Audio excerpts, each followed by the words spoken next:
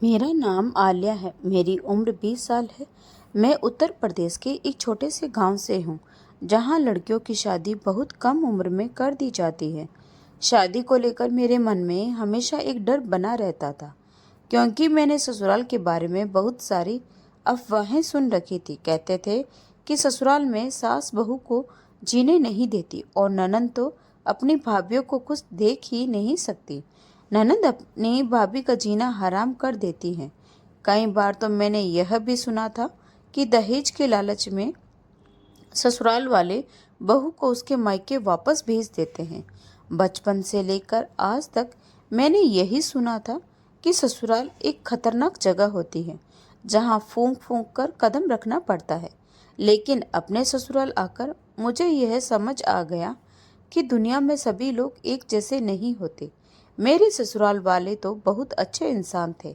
मेरी सास ने मुझसे कहा था कि शादी के शुरू के दिनों में तुम अपने पति के साथ अच्छा वक्त बिताओ, इसके बाद तो पूरी जिंदगी हमारे साथ ही रहना है। मेरे पति अमित भी एक बहुत अच्छे इंसान थे। वह मेरा पूरी तरह से ख्याल रखते थे। जैसे जैसे समय बीतता गया, मैंने कमरे से बाहर निकलना शुरू किया और घर का माहौल देखना शुरू किया। लेकिन जो दृश्य मैंने देखा वह बहुत ही अजीब था। घर के सभी लोग अच्छा अच्छा खाना खाते थे और अच्छे से अच्छे कपड़े पहनते थे, लेकिन घर का सबसे बड़ा सदस्य यानी मेरे ससुर 2 दिन पुराना बासी खाना खाते थे। शादी के एक हफ्ते बाद पहली बार मैं सबके साथ आकर बैठी। सारे घर वाले एक साथ मिलकर खाना खाने लगे। मेरी सास ने पीछे की तरफ पड़े पलंग पर एक प्लेट में खाना रख दिया। जब मैंने देखा तो मैं हैरान रह गई। उसमें बदबूदार रोटी और 3-4 दिन पुराना बचा हुआ खाना था। यह देखकर मेरा दिल बहुत दुखी हो गया। मेरे ससुर ने बिना किसी शिकायत के वह खाना चुपचाप खा लिया। रात को भी उन्होंने इस बारे में कोई बात नहीं की। लेकिन जब अगले दिन दोपहर के खाने में मैंने फिर देखा कि मेरे ससुर के सामने रात का बचा हुआ खाना परोसा गया है, तो मैं हैरान रह गई। बाकी सब लोग ताज़ा और स्वादिष्ट खाना खा रहे थे, लेकिन मेरे ससुर को वही बासी खाना दिया जा रहा था। शुरुआत में तो मुझे लगा कि शायद मेरे ससुर को बासी खाना पसंद होगा, लेकिन जब मैंने उनके उदास और थके हुए चेहरे को देखा तो मुझे समझ आ गया कि यह सब उनकी पसंद से नहीं, बल्कि मजबूरी और उपेक्षा के कारण हो रहा था।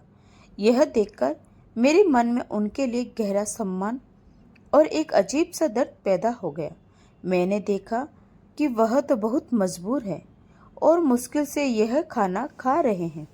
मैंने एक नज़र घर के बाकी सभी लोगों पर डाली, जिसमें मेरी 2 ननंदे और एक देवर शामिल था, और मेरी सास भी वहीं पर बैठी थी। लेकिन वे सभी बहुत आराम से खाना खा रहे थे और किसी को भी इस बात से कोई फर्क नहीं पड़ रहा था कि उनका बाप बदबूदार खाना खा रहा है, जबकि मैंने अपने घर में यही देखा था कि माँ अच्छे से अच्छी चीज़ पहले पापा के लिए रखती थी। जब मेरे पापा खाना के लिए बैठते थे तो सभी लोग उनकी बहुत इज्जत करते। हम सब भाई बहन सबसे पहले पापा के लिए खाना निकालते थे और फिर खुद खाते थे। हमारे घर का एक अलग ही माहौल था। ससुराल का माहौल देखकर तो मैं हैरान रह गई थी। यहाँ मेरे ससुर की कोई हैसियत नहीं थी, और सिर्फ मेरी सास ही नहीं, बल्कि उनके बच्चे भी उनकी तरफ कोई ध्यान नहीं देते थे। सबके सब अपना अपना खाना आराम से खाते, जबकि मेरे ससुर बदबूदार और कड़क रोटी बड़ी मुश्किल से चबा चबा कर खाते थे और खाने से ज़्यादा पानी पीते थे। लेकिन घर में किसी भी इंसान को इस बात से कोई फर्क नहीं पड़ता था। यहाँ तक कि जब मेरे पति खाने पर मौजूद होते तो वह भी एक नज़र अपने बाप पर डालना गवारा नहीं करते थे। शुरुआत में तो 10-15 दिन में खामोशी से यही माहौल देखती रही, क्योंकि मेरी इतनी हिम्मत नहीं थी कि इस बड़े घर में किसी से भी कोई सवाल कर सकूं।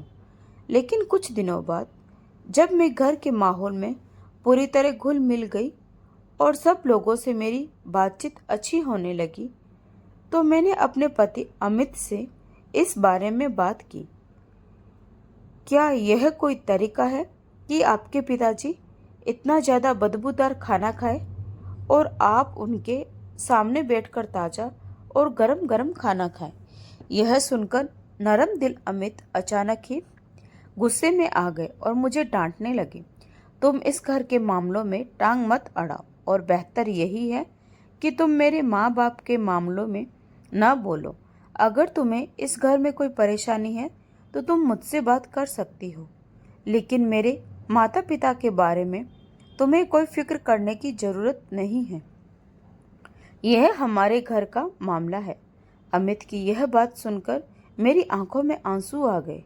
मैं भी तो इसी घर का हिस्सा थी, लेकिन उन्होंने कितनी आसानी से कह दिया था कि यह उनके घर का मामला है, यानी इस घर के मसलों में मेरा कोई लेना देना नहीं था। अब मैं खामोशी से चलते फिरते सिर्फ अपने ससुर की तरफ देखा करती थी। मेरा दिल अजीब सी उदासी से भर जाता था। मेरे मासूम ससुर, जो किसी से एक शब्द भी नहीं कहते थे और सारा दिन चुपचाप पलंग पर बैठे रहते थे, उन्हें किसी भी वक्त के खाने में सिर्फ और सिर्फ बासी खाना ही दिया जाता था। उनके पास पहनने के लिए भी 2 जोड़ी कपड़े ही थे। जब मैं इस घर में आई थी, तब से मैंने उन्हें सिर्फ उन्हीं 2 जोड़े में देखा था, जबकि इस घर में रुपये पैसों की कोई कमी नहीं थी। मैंने सोच लिया था कि अब मैं चुप नहीं रहूंगी और अपनी ननदों से इस बारे में बात करूंगी। बेटियां तो अपने पिता की लाडली होती हैं और बेटियों को सबसे ज़्यादा मोहब्बत अपने पिता से ही होती है। उनके पिता के साथ उनकी माँ का व्यवहार इस हद तक खराब था कि घर का बड़ा होने के बावजूद भी उन्हें अच्छा खाना नहीं दिया जाता था। लेकिन मेरी सास का व्यवहार मेरे साथ बहुत अच्छा था। चाहे अच्छे से अच्छा खाना हो या फल, सबसे पहले मुझे पूछा जाता था। तो फिर वह अपने पति के साथ ऐसा बर्ताव कैसे कर सकती थी? हर बात पर वह मेरे ससुर को झिड़क देती थी और उन्हें भला बुरा भी कहती थी। उन्हें बदबूदार खाना देती थी और पहनने के लिए भी ढंग का जोड़ा तक नहीं था। सबसे ज़्यादा हैरानी की बात तो यह थी, बात तब की है जब मेरी ननद का रिश्ता आया था। मेरी सास ने मेरे ससुर को घर से बाहर भेज दिया, यहाँ तक कि रिश्ते वाले आकर चले भी गए, लेकिन मेरी सास ने मेरे ससुर को उनसे मिलने नहीं दिया। मेरी ननद का रिश्ता पूरी तरह से पक्का हो गया, लेकिन मेरे ससुर ने से उन लोगों की मुलाकात नहीं करवाए गए। बातों बातों में एक दिन मैंने अपनी सास से कहा, रूही के ससुराल वाले अभी तक पिताजी से नहीं मिले हैं। यह सुनकर मेरी सास ने मुझे अजीब नज़रों से देखा और बोली, रूही का रिश्ता हो गया है और उसकी शादी होने वाली है। शादी वाले दिन तुम्हारे ससुर जी उन लोगों को देख ही लेंगे। यह सुनकर मैं हैरान रह गई कि लड़की का पिता शादी वाले दिन ही अपने होने वाले दामाद को देखेगा। शादी की तैयारियां शुरू हो चुकी थी, लेकिन मेरे ससुर के साथ सभी का व्यवहार अब भी वैसा ही अपेक्षापूर्ण था। मैंने एक दिन रूही से भी कहा, पिताजी के साथ ऐसा सुलूक क्यों होता है और तुम लोग क्यों कुछ नहीं कहते? यह सुनकर रूही ने भी वही जवाब दिया जो मेरे पति अमित ने दिया था। यह माँ और पिताजी का आपसी मामला है भाभी। आपके लिए बेहतर यही है कि आप इससे दूर ही रहें।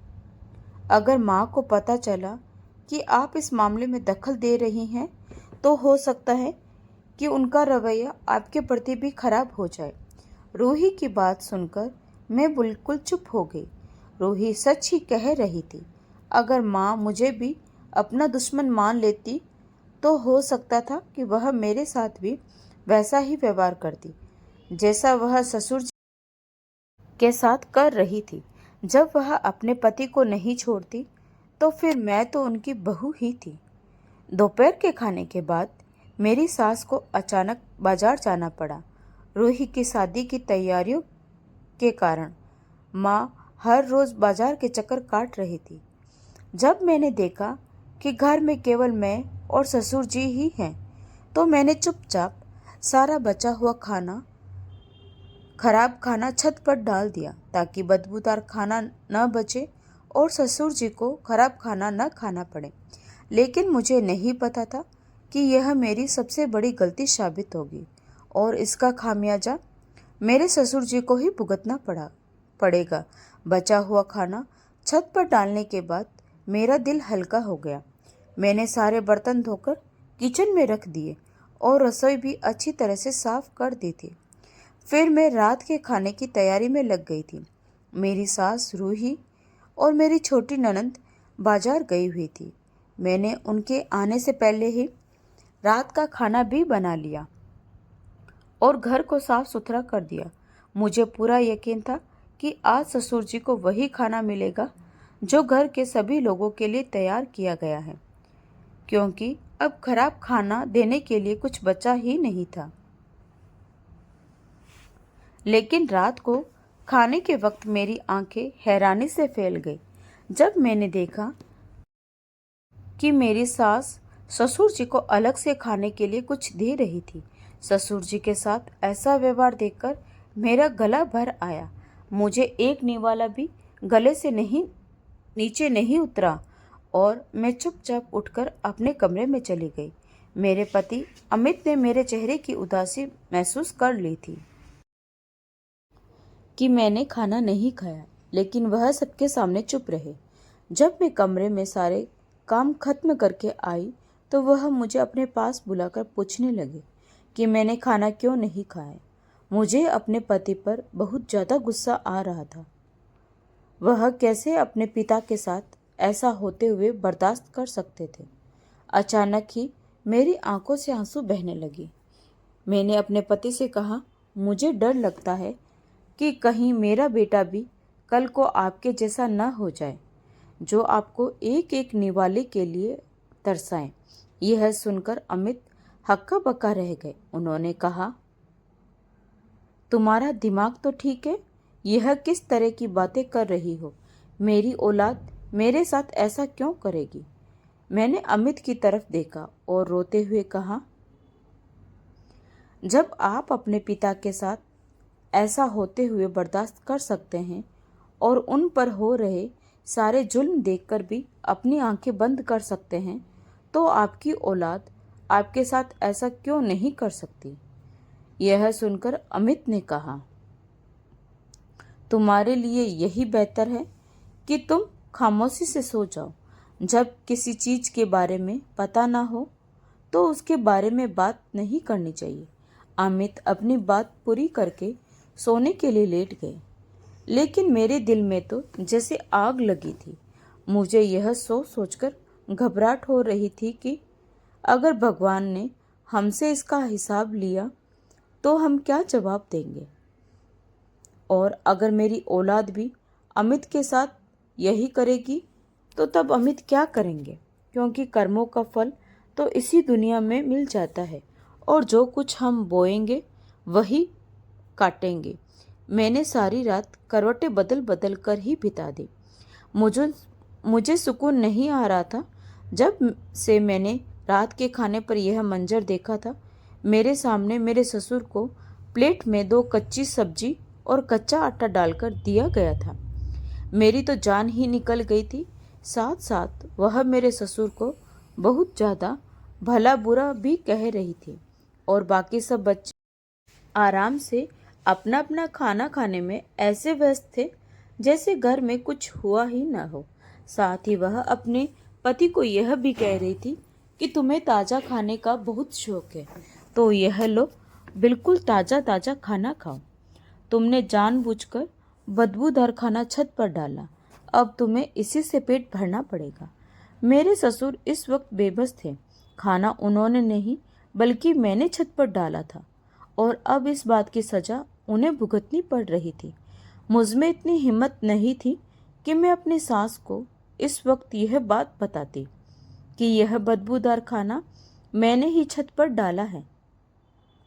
लेकिन मेरे अपने हलक से भी एक निवाला नीचे नहीं उतर रहा था। जैसे तैसे मेरी रात गुजरी थी और सुबह होते ही मैं कमरे से निकली तो मेरे सामने ही आंगन में मेरे ससुर जी टूटे हुए पलंग पर पूजा कर रहे थे। मैं उनके पास जाकर बैठ गई। जैसे ही उनकी पूजा खत्म हुई तो वह मुझे देखकर पूछने लगे कि क्या बात है बेटी, आज इतनी सुबह सुबह कैसे उठ गई। यह सुनकर मेरी आंखों में फिर से आंसू आने लगे और मैंने उन्हें बताया कि बासी खाना मैंने ही छत पर डाला था ताकि आपको बदबूदार खाना न खाना पड़े, लेकिन मैं नहीं जानती थी कि मेरे इस काम की वजह से वो खाना ही नहीं खा पाएंगे। मैंने उनसे माफ़ी मांगी थी। मेरे ससुर ने मेरे हाथों को अपने आगे से हटा दिया और कहने लगे, बेटी, इसमें माफ़ी की क्या बात है। तुम तो मेरे लिए अच्छा ही सोच रही थी, लेकिन मेरे नसीब में अब सारी उम्र खराब खाना ही लिखा है।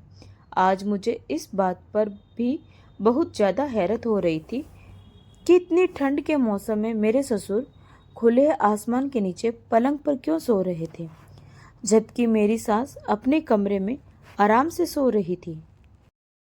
मैंने अपने ससुर से हिम्मत करके पूछ लिया कि पिताजी, आखिर ऐसी क्या बात है कि आपकी औलाद को भी आपकी इस हालत का एहसास नहीं और माँ भी आपके साथ बहुत ज़्यादा बुरा व्यवहार करती है।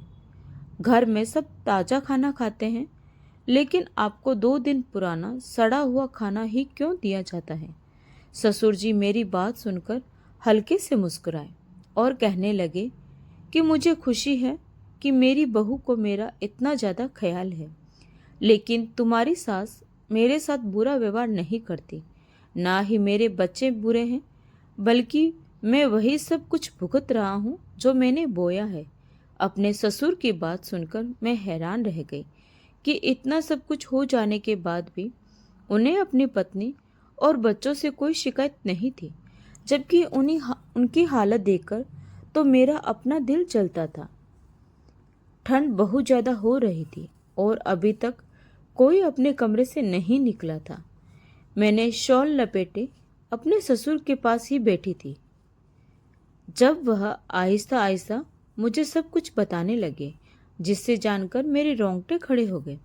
मेरे ससुर ने मुझे बताया कि जब उनकी मेरी सास से शादी हुई तो उन दोनों की उम्र बहुत ज़्यादा फर्क था। मेरी सास केवल 16 साल की ही थी।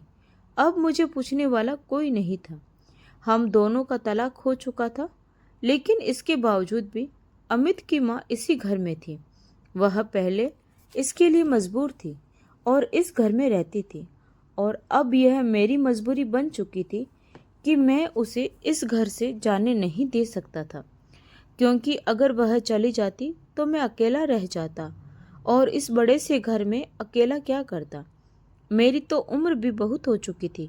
मेरे बच्चे मुझे नफरत करने लगे थे और अमित की माँ के दिल में भी मेरे लिए अब कोई हमदर्दी नहीं थी, क्योंकि मैंने शादी के जितने साल भी उसके साथ गुजारे उसमें कभी उसे महत्व नहीं दिया, बल्कि हमेशा अपनी माँ का ही साथ दिया। मैं अपनी बहनों से भी बहुत मोहब्बत करता था और मैंने अमित की माँ से ज़्यादा हमेशा अपनी बहनों को ही ज़रूरी समझा।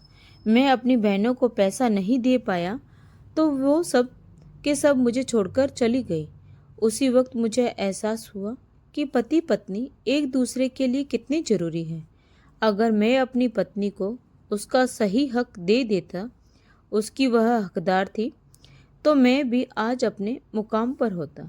मेरे बच्चे भी मुझसे मोहब्बत करते, मेरी इज्जत करते, पत्नी मुझे अपने सिर का ताज बनाकर रखती, लेकिन मैंने खुद ही अपने हाथों से हर रिश्ते को बर्बाद किया। अपनी आंखों के सामने सब कुछ गलत होते हुए देखा, कभी रोकने की कोशिश नहीं की, जिसका नतीजा मैं आज तक भुगत रहा हूँ। इसमें अमित की माँ की कोई गलती नहीं है। उसने सारी जिंदगी एक एक निवाले के लिए गुजारी है और आज वह मुझे भी वही तकलीफ दे रही है जिससे वह गुजरकर यहाँ तक पहुँची है, और मैं भी यही सोचकर तकलीफ बर्दाश्त कर रहा हूँ कि हो सकता है इसी तरह मेरी माफ़ी हो। अपनी पत्नी के साथ कैसे इतना बड़ा बर्ताव किया। मेरे ससुर अपनी सारी जिंदगी की बातें बताकर चुप हो चुके थे, लेकिन मेरी आंखों से लगातार आंसू बह रहे थे। आज मुझे समझ आ रहा था कि मेरी सास का बर्ताव मेरे साथ इतना अच्छा कैसे है। उन्होंने जितनी भी तकलीफें झेली थी, वो मुझे उनसे बहुत दूर रखना चाहती थी। अपने घर से ज़्यादा सुकून मुझे मेरी सास ने इस घर में दिया था। जैसे जैसे दिन निकलता जा रहा था, सब अपने अपने कमरों से निकलने लगे थे। मैं अपनी आंखें साफ करके किचन में आ गई थी। एक नया दिन शुरू हो चुका था। उस नए दिन में मेरे ससुर अपने किए पर शर्मिंदा थे और अब मुझे यही कोशिश करनी थी कि आने वाले समय में किसी तरह उन्हें माफ़ी दिलाकर सुकून दिया जाए। भगवान भी अपने भक्तों के 1000 पापों को माफ़ कर देता है, तो हम तो फिर भी इंसान हैं। हम इंसान क्यों दूसरे इंसान की गलतियों को माफ़ नहीं कर सकते। अब जबकि मेरे ससुर को अपनी गलतियों का पूरे तरीके से एहसास हो चुका था, तो मैं चाहती थी कि मेरी सास भी उन्हें माफ़ कर दे। उनके बीच पहले जैसा रिश्ता तो नहीं था, लेकिन उनके बीच उन दोनों के बच्चे थे, जिनके बेहतर भविष्य के लिए जरूरी था कि घर के बड़ों को इज्जत दी जाए। लेकिन सब जानते हुए भी चुप रहना मेरे लिए बहुत मुश्किल था। यह एक हकीकत है, जो पति जवानी में अपनी पत्नी को इज्जत और उसका हक नहीं देते, उनको बुढ़ापे में रुसवाई उठानी पड़ती है। मैं नहीं जानती थी कि मेरे कहे गए शब्द मेरे पति के दिल में उतर जाएंगे और उनका दिल अपने आप के लिए नरम पड़ जाएगा। अब सबसे मुश्किल काम तो सास को समझाना था, जिसमें मेरे पति ने मेरा पूरा साथ दिया और अपने पिता को उनका स्थान देने में कामयाब रहे। आपके ख्याल में क्या सच्चाई जानकर मेरे ससुर जी को उनका सही स्थान देकर सही किया गया, या मुझे ससुर जी को उनके हाल पर छोड़ देना चाहिए था, क्योंकि उन्हीं की वजह से एक नहीं बल्कि कई लोग परेशानी का शिकार हुए थे। दोस्तों, उम्मीद करती हूँ आपको हमारी कहानी पसंद आई। अगर कहानी पसंद आई हो तो प्लीज़ वीडियो को लाइक, शेयर और सब्सक्राइब जरूर करें। तो मिलते हैं एक नई कहानी के साथ। धन्यवाद।